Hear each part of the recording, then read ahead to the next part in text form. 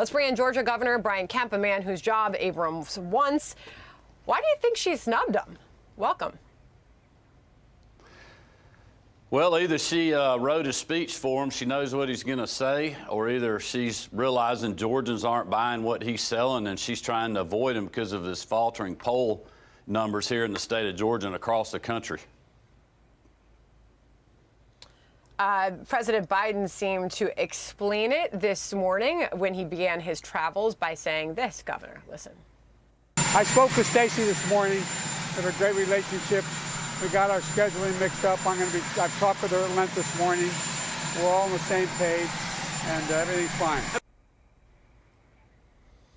She helped deliver him the state of Georgia. I mean, you look at him sinking in the polls, and now Stacey Abrams won't even show up for him.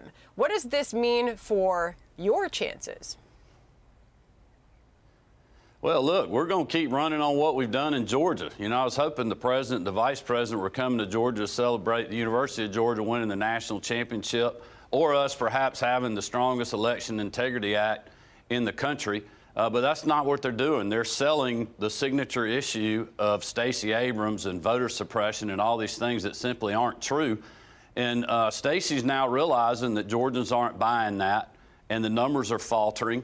And she continues to flip-flop on this issue. You know, she's been all in at times, and now she's avoiding the issue.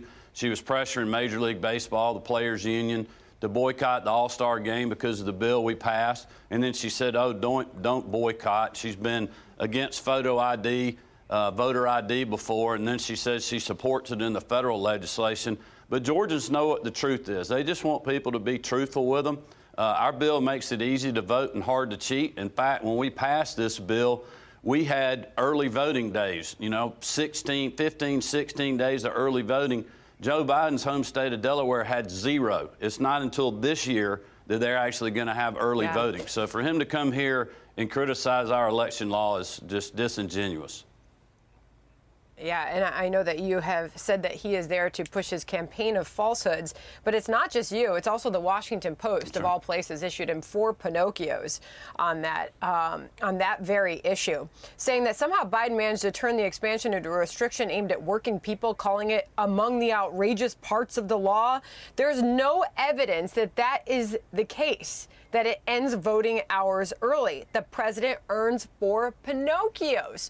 Why did he continue with this when it was highlighted as absolutely incorrect and a false narrative so many different times in his speeches?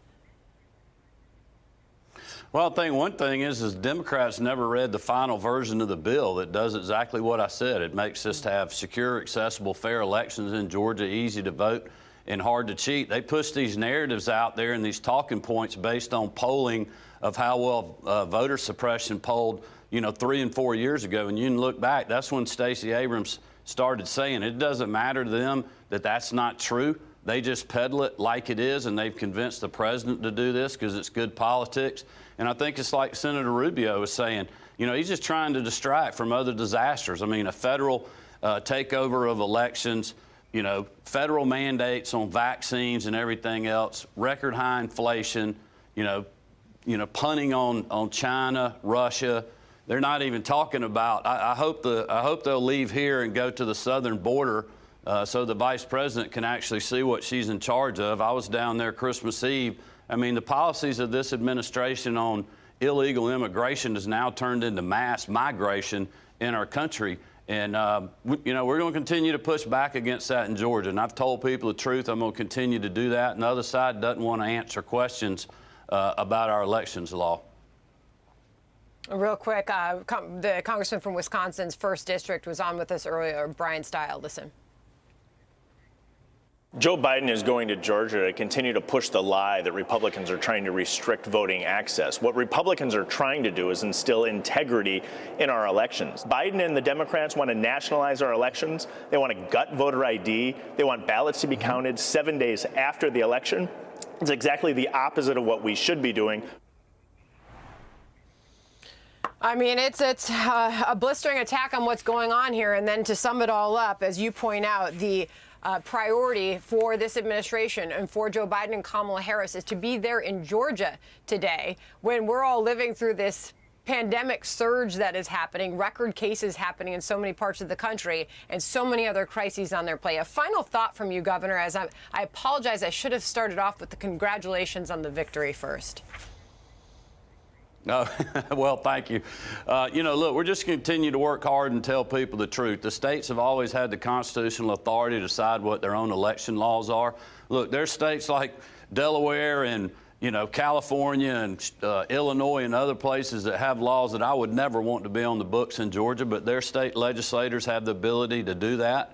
We just believe that we should be able to do the same thing here in the great state of Georgia. You know, we support simple things like voter ID, continuous counting, securing drop boxes, making sure that people aren't being harassed when they go vote, not having people stand in line a long time. And this bill addresses all those things, but also adds additional days for people to vote in Georgia early on the weekend. And they call that suppressive and Jim Crow 2.0. They're not being truthful.